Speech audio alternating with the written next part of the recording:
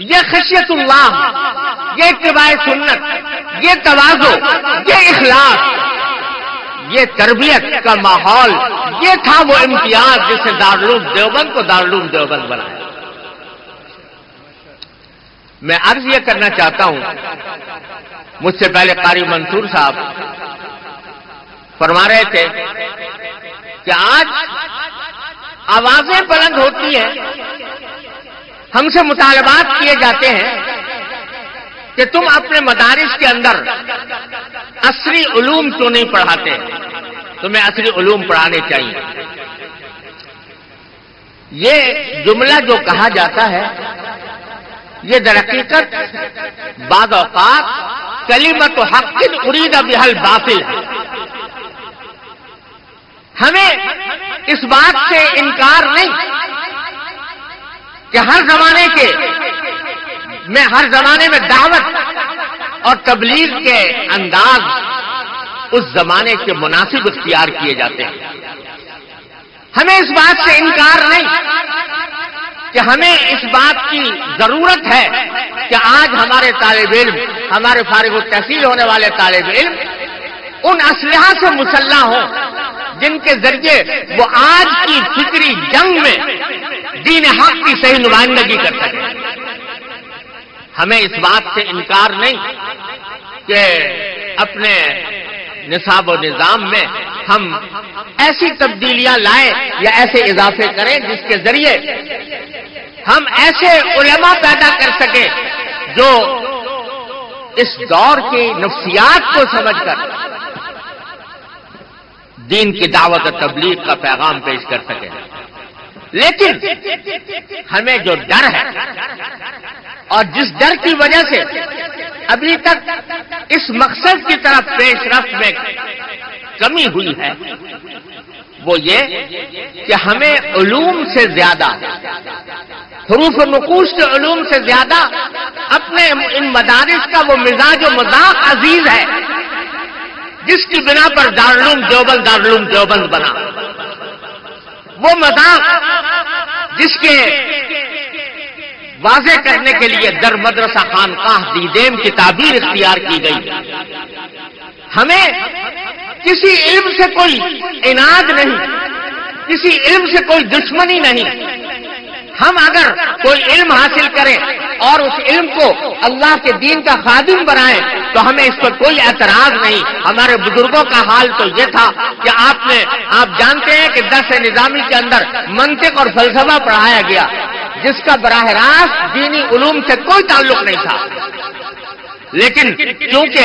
اس کا مقصد یہ تھا کہ اس منطق اور فلسفے کے اسلحے سے مسلح ہو کر فکری فتنوں کا مقابلہ کیا جا سکے، اس واسطے ہمارے علماء کرام نے اس منطق اور فلسفے کو داخل کیا۔ نہ صرف داخل کیا بلکہ میں نے اپنے والد ماجد قدس اللہ تعالی سرہ سے ایک واقعہ سنا جو ہم سب کو یاد رکھنے کا ہے۔ وہ یہ کہ اے حضرت شیخ الہند مولانا محمود الحسن صاحب قدس اللہ تعالی سرہ، شیخ الہند کیا، شیخ العرب و شیخ العجم، وہ دارالعلوم دیوبند کے سب سے پہلے طالب علم ہیں۔ وہ جب دارالعلوم دیوبند کے اندر قطبی پڑھاتے تھے، قطبی جو منطق کی کتاب ہے، تو ایک صاحب آ گئے اور آ کر انہوں نے حضرت شیخ الہند رحمۃ اللہ علیہ سے عرض کیا کہ حضرت میرے والد کے لیے ان کا انتقال ہو گیا، اس کے ایصال ثواب کے لیے کوئی ختم کر دیجئے، دعا کر دیجئے۔ تو قطبی کا درس ہو رہا تھا، طلبہ بیٹھے ہوئے تھے، قطبی پڑھ رہے تھے، تو آپ نے سارے طلبہ سے کہا بھائی جو قطبی پڑھی ہے اس کا ایصال ثواب کر دو مرحوم کو۔ لوگ ہنسنے لگے کہ صاحب قطبی کا کیا ہے، قرآن کا ختم کر کے ایصال ثواب ہوتا ہے، حدیث پڑھ کے ایصال ثواب ہوتا ہے، قطبی پڑھ کے ایصال ثواب کیسا ہوتا ہے؟ تو حضرت شیخ الہند نے فرمایا کہ میں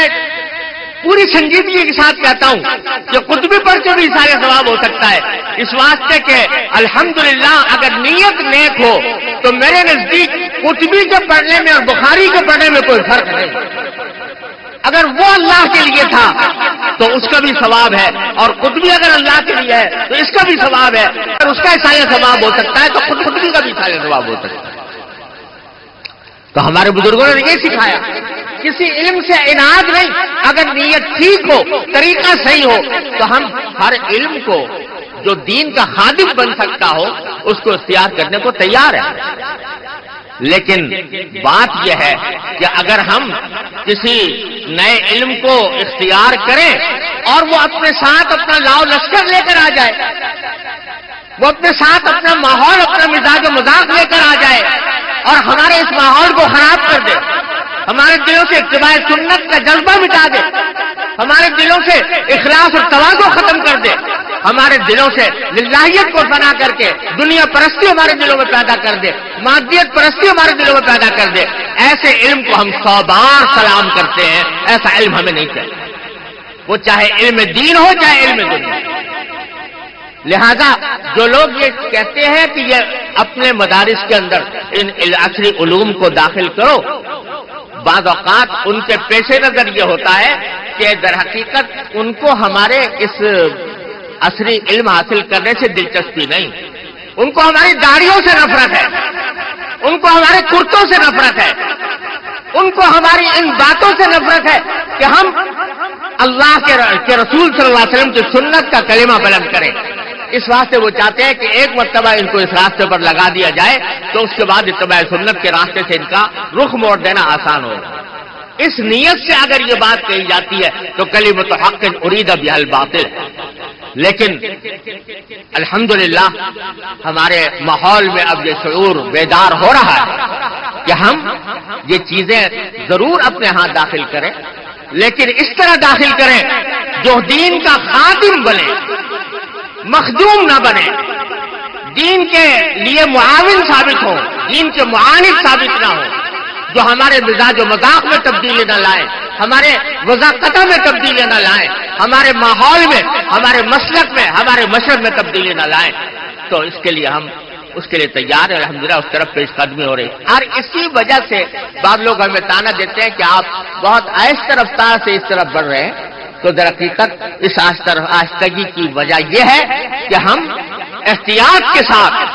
پوری احتیاط کے ساتھ اس طرف قدم بڑھانا چاہتے ہیں۔ یہ نہیں چاہتے کہ ایک موہوم چیز کے حصول کے لیے اپنے موجود پونجی کو ضائع کریں، اور یہی میرا پیغام ہے ان حضرات سے جو الحمدللہ اس ضرورت کو محسوس کر کے اب بہت سے مدارس میں یہ قدیم و جدید کے آمیزش کی بات چل رہی ہے۔ میں ان سے سب حضرات سے یہ التجا کرنا چاہتا ہوں کہ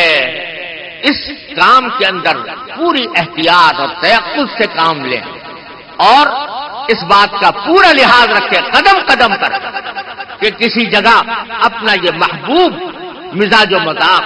کسی بھی درجے میں مجروح نہ ہونے پائے۔ الحمدللہ جامعہ اشرفیہ کے اندر بھی یہ سلسلہ شروع ہوا ہے اور ہمارے مولانا اللہ تعالیٰ عافیت کے ساتھ سلامت رکھے، مولانا عبید اللہ صاحب، مولانا عبد الرحمان صاحب، مولانا فضل الرحیم صاحب، یہ حضرات دن رات کوشاں ہیں اس کام کے لیے کہ دین کا خادم بنا کر ان علوم کو استعمال کیا جائے، اور اس بات کی پوری امید ہے کہ انشاءاللہ وہ اس مزاج و مذاق کو سلامت رکھتے ہوئے اس کام کو آگے بڑھائیں گے۔ اللہ تبارک و تعالی ہمیں اپنے اس علم اور دین کی قدر پہچاننے کی توفیق عطا فرمائے اور ہمارا جو قدم بھی آگے بڑھے وہ خشیت اللہ کی علامت لیے ہوئے ہو اور جس میں ہمارے اس بنیادی مزاج و مذاق کا پورا تحفظ ہو۔ اللہ تبارک و تعالی ہمیں ان مقاصد میں کامیابی عطا فرمائے اور اس جامعہ اشرفیہ کو اللہ تبارک و تعالی دن دونی رات چوگنی ترقیات سے نوازے، جہاں سے اللہ کے دین کے ایسے حاملین پیدا ہوں جو اس کا کلمہ سر بلند کر کے دنیا کی آخری حدود تک پہنچائیں۔ وآخر دعوانا